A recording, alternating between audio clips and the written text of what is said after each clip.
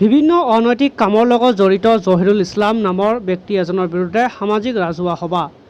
ধুবুৰী জিলাৰ বিলাসীপাৰাৰ বাঙালীপাৰা জহিৰুল ইছলাম নামৰ ব্যক্তিজনে বিভিন্ন অসামাজিক কাম কাজত জড়িত। জহিৰুল ইছলামে এজনী মহিলাৰ গাত হাত দি টনা অজৰা কৰাৰ অভিযোগ। জহিৰুল ইছলামে বিভিন্ন অনৈতিক কামৰ লগত জড়িত থকা জহিৰুল ইছলামে কেইবাবাৰো জেল খাটিছিল। মহিলাৰ গাত হাত দিয়াক কেন্দ্ৰ কৰি সমাজৰ লোকে জহিৰুল ইছলামক আৰক্ষীয়ে অতি শীঘ্ৰে গ্ৰেপ্তাৰ কৰিব বুলি দাবী জনায়। আৰু ৰাজহুৱা সভা এখন আয়োজন কৰিছে স্থানীয় ৰাইজে।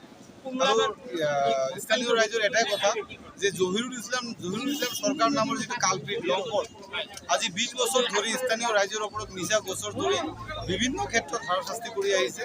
আৰু যোৱা কেইদিনমান আগত 3জনকে যুৱকক মিছা গোচৰ দি জেল হাজতলৈ প্ৰেৰণ কৰিছে পুলিচ প্ৰশাসনে। আৰু টোটেল গোকাত মিছা কেছত মানে কৰিছে, কেছ গোচৰ ৰেজিষ্টাৰ হৈছে।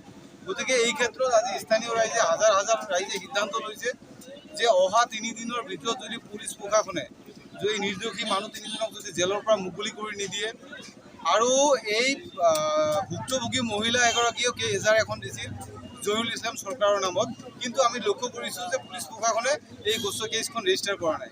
আমি দাবী জনাইছোঁ এই কেছখন ৰেজিষ্টাৰ কৰিব লাগিব আৰু জহিৰুল ইছলামক আজিয়েই গ্ৰেপ্তাৰ কৰি জেল হাজতলৈ প্ৰেৰণ কৰিব লাগিব। আৰু সদশেষত স্থানীয় ৰাইজে এটাই সিদ্ধান্ত লৈছে যে অহা 1 মাহৰ ভিতৰত জহিৰুল ইছলাম চৰকাৰক বিলাসীপাৰা মহকুমাৰ পৰাই নহয়, অকল বাঙালীপাৰাৰ পৰাই চিৰদিনৰ বাবে ইয়াৰ পৰাই যাতে টালি টোপোলা বান্ধি সি বেলেগ জিলালৈ যায়, ক'ত যায় ইয়াৰ সেইটো কথা, কিন্তু ইয়াৰ পৰা 1 মাহৰ ভিতৰত চিৰদিনৰ পৰা ইয়াৰ পৰা যাব লাগিব। অন্যথাই স্থানীয় ৰাইজে সিদ্ধান্ত লৈছে, স্থানীয় ৰাইজে এইবাৰ আৰু হাত সাৱটি বহি নাথাকে, গণ আন্দোলন নহয়, বিলাসীপাৰা মহকুমা বন্ধকে ধৰি বিভিন্ন কাৰ্যসূচী হাতত লোৱাৰ বাবে বাধ্য হৈছে। আচলতে জহিৰুল ইছলামে বিভিন্ন অসামাজিক কামত জড়িত আছে নেকি? হয়, চাওক, জহিৰুল ইছলাম চৰকাৰ নিজকে এজন IGPৰ কিবা চ'ৰ্চ বুলি ভাবে। কেতিয়াবা কয় সি ক্ৰাইম ব্ৰাঞ্চৰ মানুহ, কেতিয়াবা সি নিজকে সাব ইন্সপেক্টৰ বুলি কয়, কেতিয়াবা সি মাল্টা বুলি কয়। সি নিজকে কি কয় এতিয়া সি নিজেও ক'ব নোৱাৰে। গতিকে আমি সন্দেহ প্ৰকাশ কৰিছোঁ যে পুলিচ প্ৰশাসনে প্ৰত্যক্ষভাৱে তেওঁক সহায় কৰিছে নেকি, আমি সন্দেহ কৰিছোঁ। গতিকে আমি ধুবুৰী জিলা আৰক্ষী অধীক্ষক মহোদয়ক আমি দাবী জনাইছোঁ যে এনেকুৱা এজন লম্পট ব্যক্তিক, কালপিট ব্যক্তিক অতি সোনকালে গ্ৰেপ্তাৰ কৰি জেল হাজতলৈ প্ৰেৰণ কৰিব লাগিব।